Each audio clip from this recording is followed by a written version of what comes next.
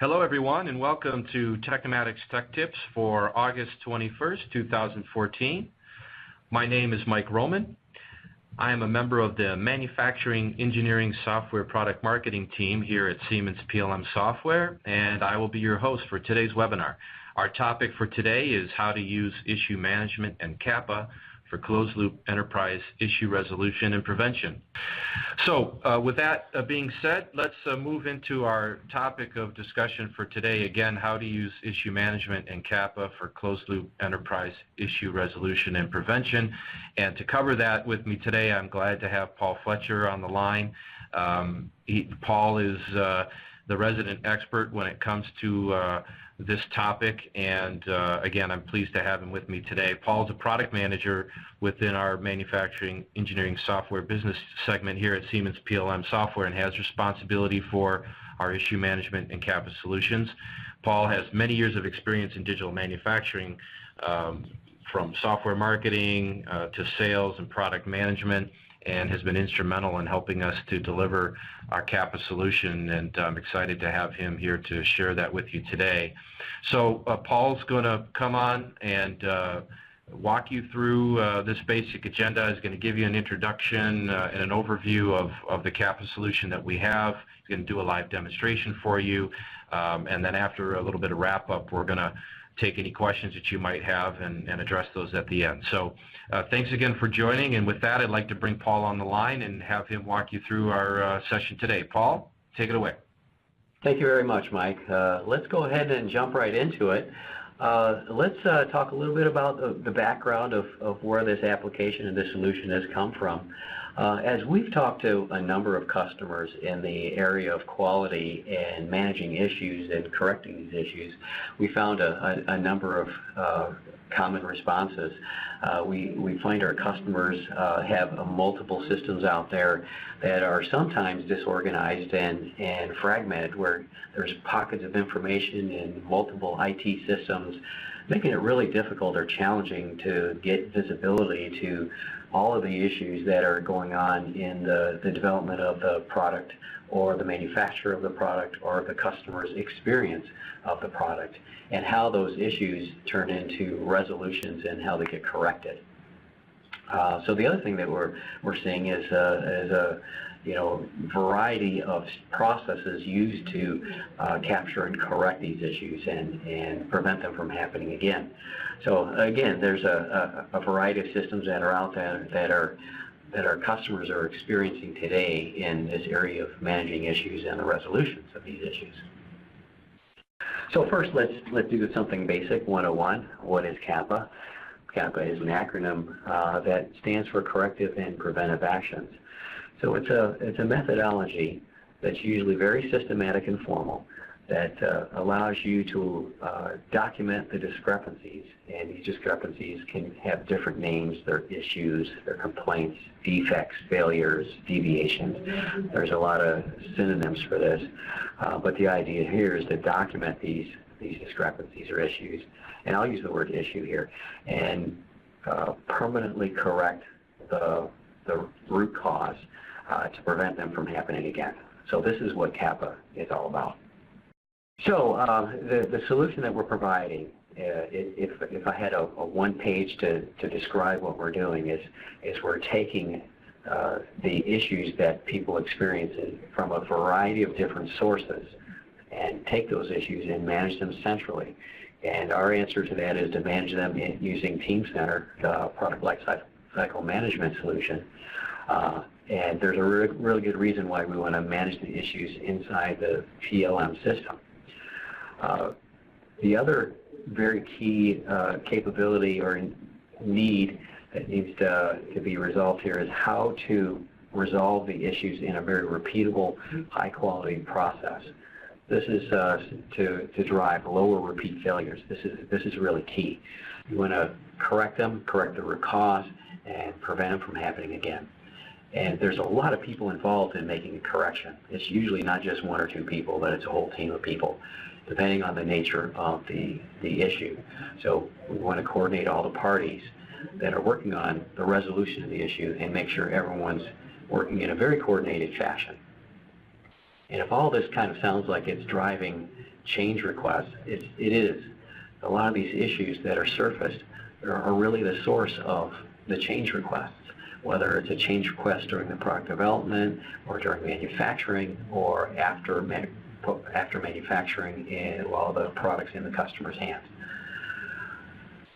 So let's take a look at this process in a little bit more detail, and then we'll jump into a software demonstration. So I kind of mentioned issues start the process. So issues really describe what a user is experiencing, and these users can be in a variety of organizations such as customer care. They could be outside the OEM organization and the suppliers, be production, could be in the engineering organization where people are doing design reviews and virtual assessments and these sorts of things. And I've thrown up a couple of example issues that could start this whole entire process. So maybe a customer hears a noise in the product, or maybe there's a manufacturing production problem where measurements are being taken during production and they aren't within tolerance. Or maybe the instructions to assemble a product aren't correct. Now that could be a manufacturing activity, or it could be a customer activity who's assembling something from a product they purchased from a store. An engineering activity might be during a virtual assessment. Someone discovers that a couple parts don't fit. Or maybe someone's looking at a customer complaint system and noticing there's a trend. There's a large number of complaints about the finish of the product. So these are all potential sources of issues, right? Now what we're finding today, here's that wonderful issue process. We'll take you through this process here in a little bit, but what we're finding is no matter which customer we talk to, they have a number of issue repository systems dedicated towards different activities. Some of them are customer-related issue repositories, some of them are test-related activities, some of them are manufacturing, some of them are engineering, but the point is there's usually a number of repositories that are out there, and those repositories usually are not tied to a PLM system that's used to manage the very key deliverables such as product designs or documentation, manufacturing plans, these sorts of things. So kind of think about this. We have an issue repository complaining about the products or the parts or the processes, documentation, and those complaints are not hosted and related to the information that's in your PLM system. So that's a very common situation today. So our idea with this product, and we're going to have a fancy animation here in a second, is to take these two disjoint systems, or multiple disjoint systems, or if we talk about multiple issue systems, and consolidate them into a single environment.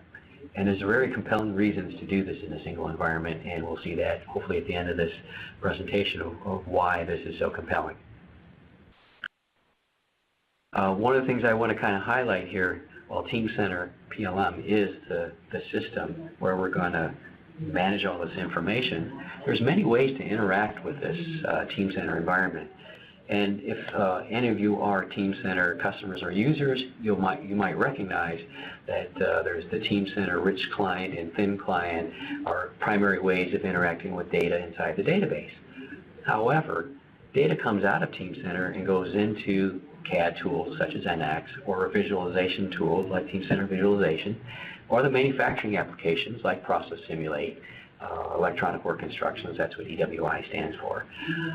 So these are a number of ways to interact with the data that's inside a Teamcenter. Now the data is pulled out of Teamcenter, you use the data inside your application, but a lot of times these users are going to find an issue. So the issues that are found within these applications need to also go back into Teamcenter.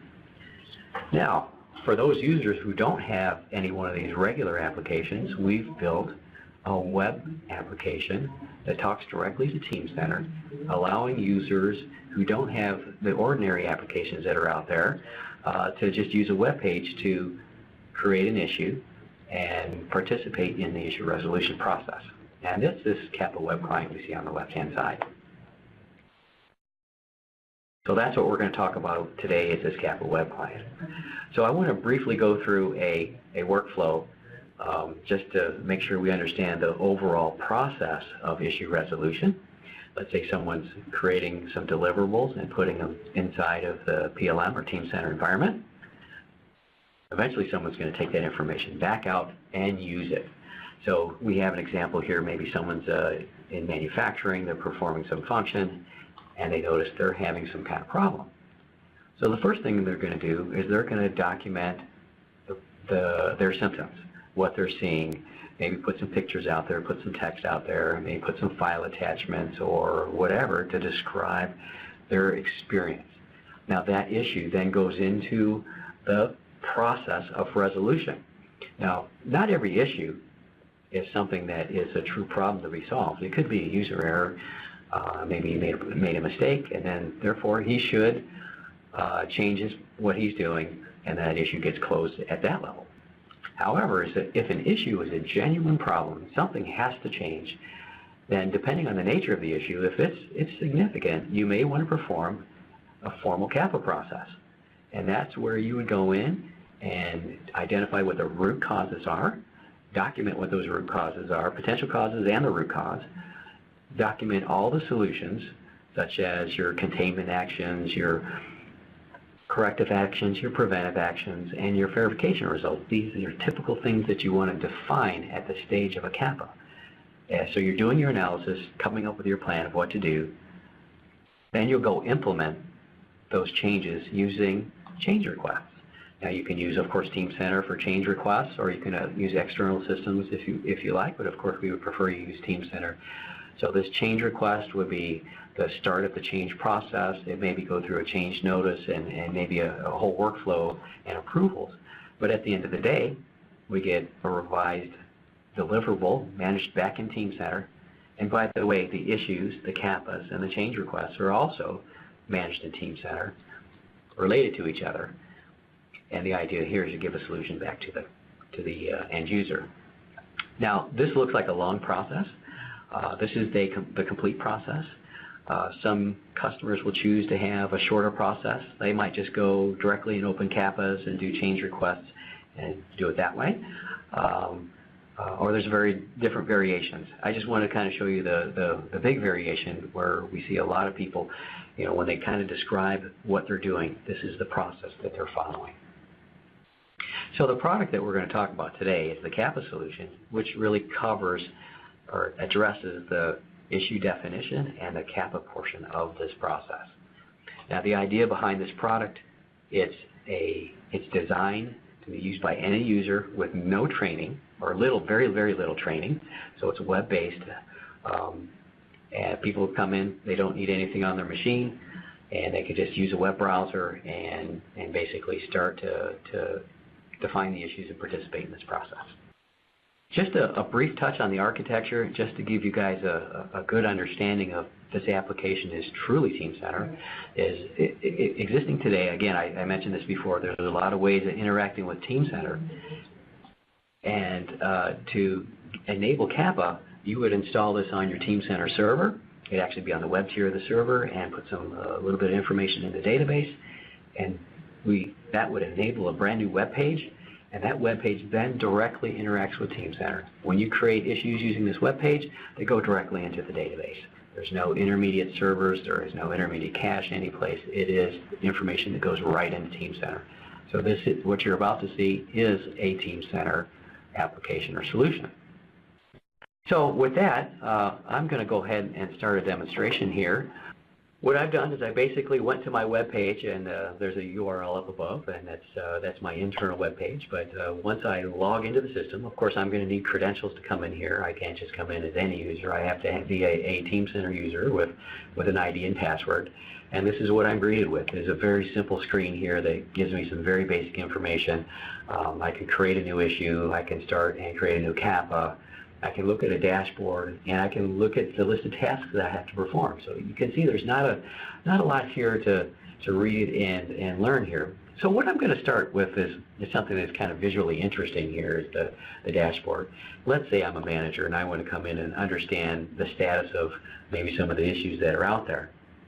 And so I'm going to go ahead and bring up my dashboard. This dashboard's really nice. You get a number of charts displayed at once. There's 5 charts by default. We can move these charts around and look at multiple charts if we want. And of course, these charts are all configurable to show what you want to show. We can take one of these charts. Typically how someone's going to work is they're going to take one of these charts and have it put over the entire screen. So here we enlarge the one chart and have it cover the entire screen. And we can do things like put our cursor on top of each one of the pie charts and see some more information about any one of those pie slices. So here I'm looking at a number of issues divided by type, and I put my cursor on top of the blue, and there's 38 non-conformances that are out there in the system, and I put my cursor on top of the green, there's 46 issue complaints, and then if I put my cursor on top of the red, I see 19 issues. So I'm going to go ahead and drill and look into my non-conformances. So I'm going to select that blue pie, and then it's going to take, of those 38, it's going to subdivide them down into, well, 32 that are in the initial stage, 3 that are investigation, and so on. And this is a demo system, so I have a lot of issues that I've created and haven't carried through to the issue resolution process. But what's nice is I can, again, put my cursor on top of these bar charts. I can see there's 32 that are in this initial stage. I'll go ahead and select that. And now what's really nice is I've gotten to this list where I can see the actual data behind that bar chart. So now I have a list of issues, and I've sorted them by risk. So I can see all the issues that are of this type, a nonconformance, sorted by risk, that are present in the system. Of course, you would probably want to narrow it down to a program, or maybe you want to narrow it down even further, but this is what I have to show you. And I can see not only do I have a list here, so I have like an issue number, which is an identifier, a short description, and what its risk value is over here on the right-hand side. I'm going to go ahead and select the third one off this list, the dimensional issue with turbine, and we'll kind of get some more information about that. So anywhere you see blue text, it's certainly valid to be selected as a link. So I can now open up that issue directly, and I can see information about this particular dimensional issue. It talks about during production, the measurements are not within specification. So here's a really nice manufacturing example of an issue that's out there. You can see a lot of properties that are put out there. These are the ones we provide by default out of the box, and of course you can customize this and configure it the way you'd like. Let's go ahead and take a quick look at the picture that goes with it. So I'm going to navigate over to a different tab called the attachments, so I can see the files which are attached to this issue. I only happen to have one file attached to it. It's a picture of the production report, and this is a turbine impeller, and we can see that there's a number of charts that go with it. So there's a bunch of measurements being taken, and at one point on this blade of the impeller, we see that the deviations are really out of spec. So the little arrows represent the deviations, magnified, greatly to show visually where the issues are. And of course, there's a chart that's with a red box that says, "Hey, this is a problem." So this is a production problem, and that's exactly where the problem is. Okay. So that was kind of a nice detail to add to an issue, right? We can add all kinds of information to an issue in a very, very nice fashion. We can add web links, which are links to data that might be outside of Team Center. So if I have an impeller on the web or in another system, I can go ahead and create a reference to that other system and then select it. I selected the blue text impeller on a web, and now what it's going to take me to is it's just going to follow that link to that system, and I'll see the impeller that's managed in another system, and some information, some documentation around that. So that's kind of what you're about to see here on the screen. Okay. Now, what's really key about what we can do with our system, our CAPA system, our issue system, is to be able to relate the data that's managed inside a team center with the issue. This is a real key value. So we can come in, and if I know that this impeller has a certain part number, I can search for that part number and associate it to this issue. So I've kind of done that, and I also took a dimensional report from maybe some supplier. I've also attached it here as well. So I have different types of data that I can attach. This is different types of team center data that I can attach or associate to my issue. And of course I can have issues related to each other because there might be duplicate issues and so forth. Want to get to the CAPA portion of this. Now that I've described the issue, we want to go through and look at the CAPA portion of this, the corrective action. So I do have a CAPA that's associated to this. I'm going to go ahead and open it up. It's CAPA 007. Basically, I created this by taking my issue and deriving a CAPA out of it, which means I copied most of the information from the issue out of the CAPA, including the description, the attachments, the related items, and now I have a separate object that can manage the resolution of this, right? So you see a lot of the same information, but we also have now, in addition to a lot of the issue information, we have things that we may not want to expose to the person who opened up the issue. Maybe we want to describe what the potential causes are, what the root causes are, and you can document them here in the associated with the CAPA. So here I have 4 potential causes, 2 of which are the root cause. And I can also describe the resolutions, what we're going to do to prevent this from happening again, what's going to correct it, what do they do to contain the problem in a very immediate fashion, and then how am I going to verify that what I've done actually has solved the problem. So these are all kind of things that would be noted as far as resolutions. Right?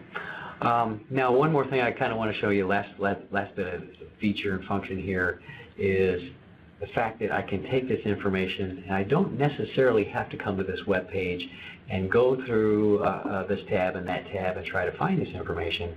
I can go ahead, and if I know the issue, I can get a report version of that issue opened up very quickly. So I'm going to generate a report of this particular CAPA. It's an 8D report, and 8D is a standard problem-solving methodology. It's 8 steps, which is where the 8D name comes from.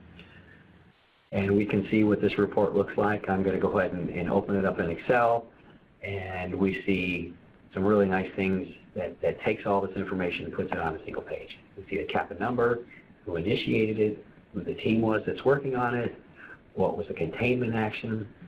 It only shows the root causes, not the other potential causes. It shows the corrective actions, the verification results, and preventive actions, again, all on a single page. It's a really nice compact form that summarizes what's happened from the issue and the resolution of the issue. Now, I realize we went pretty deep pretty quick. If we kind of go back to the web page, if you think about what we've done, is we started as a manager at the dashboard.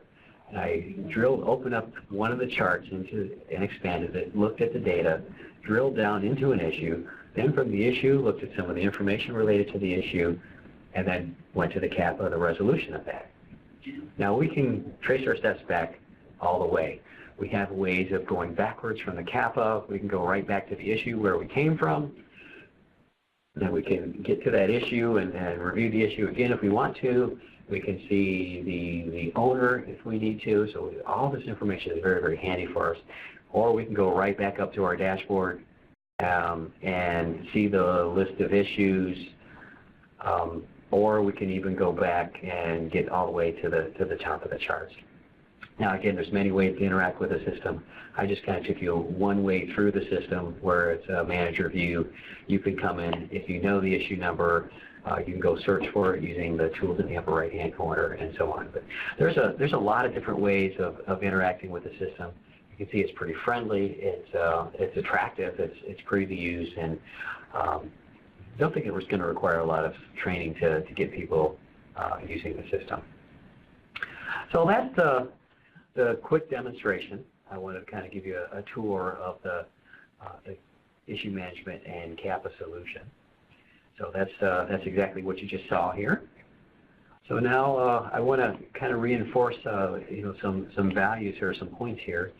Is all the data is actually inside the Team Center. Well, I showed you the web page and how the web presents it. If you're a Team Center user and you've come into Team Center and want to see this information, of course you can see the information, and it's actually presented the same way. So here's the issue, and I think it's not exactly the same issue. It's a slightly different issue, but it's pretty much talks about the same problem. But you can see the general information, the status, and the participants, which we saw in the website.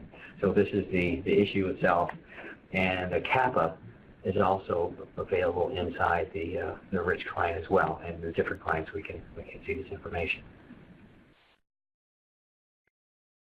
Now, one of the key points, and I kind of mentioned this before, and I want to reinforce this point, is something that's different about this CAPA solution, or this issue resolution system, is we can relate the Team Center data directly to the issue.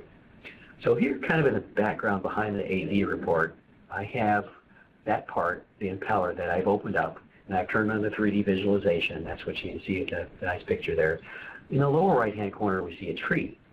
This tree represents the turbo impeller and how it's being used or referenced by other objects in the system. So it happens to be referenced by a CAPA, an engineering change request, 2 issues, actually 3 issues it looks like. So we can see that these relationships are there. So now, if I'm a person who owns the turbo impeller, if I own that design, I can go out there, open up this very same view and say, wow, I got a couple of complaints, or a couple of problems and changes reported against my design. Let me go figure out what those problems were, or what those complaints were, and how it was resolved. So from here, I can go ahead and select that CAPA and generate that very same AD report that I just saw from the other web page, and get a summary of what the problem was, who worked on it, and how it was resolved. So this is really a good way to take the issues that people are experiencing in the field or in the plant or maybe in another department, and taking this through the issue definition process, a CAPA process to figure out what the root causes are, going through a change process, relating them all together. This is really closing the loop. So again, if I'm the engineer and I own this particular piece of information, I can go out and see what was reported against it. That's really capturing all this information in Team Center and making it available to anyone who needs to see it. So here's the quick summary. What you saw today as far as the application. It's easy to use, it's efficient. We spent a lot of time sweating the details to make it really, really easy to use and efficient to use. There's powerful search capabilities. One of the really key values here is, and I didn't show you this, but what guides this issue through the process is what we have called workflow. A workflow takes this issue and takes you step by step, takes it from person to person. They have to sign off on it to say that they completed their step. And that's what's really providing the structure and the repeatable method for taking their business process and coding it into a workflow and then enforcing it. So this is making it structured. Right, so again, I didn't show that because we didn't have a lot of time to show that, but that's one of the key values here.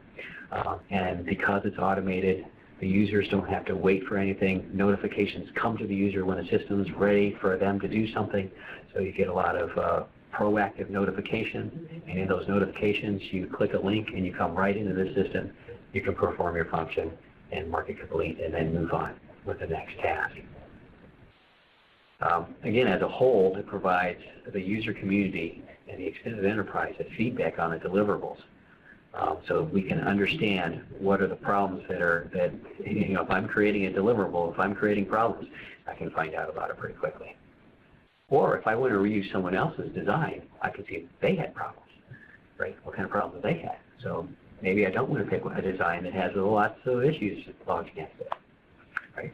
And of course, another value is an IT value, is reducing the number of systems needed to manage these issues and track these. So that's the summary.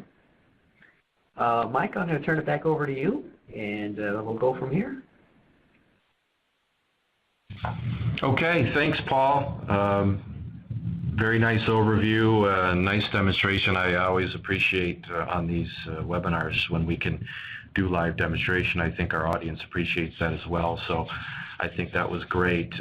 Couple things real quick. We have a few minutes left in the session. I wanted to point a number of things out for you in terms of access to information and follow-up from the session. First of all, thanks again for joining today. We are actively working and communicating with you out in the customer base and in the field in general, to the market through an active discussion forum. We refer to it internally as our community, externally as well, I guess it's known as the Siemens PLM community. And you see the URL for that here.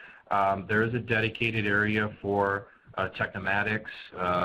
Although Kappa is a Team Center based solution in terms of how it's implemented, it's really geared toward, as much as anything else, manufacturing. So we do have a place where we can talk about that and converse about that, communicate with you on that topic in the Technomatics pages on the community that is available to you. And we encourage you to look there for all kinds of information about our solutions, and more importantly, to have a conversation with other users and folks who are actively working with these tools. Of course, we're available on the World Wide Web in a couple different locations here, the dedicated link to Technomatics and to our manufacturing solutions, but also to PLM in general. Thanks again for joining. Have a great day, everyone. Bye-bye.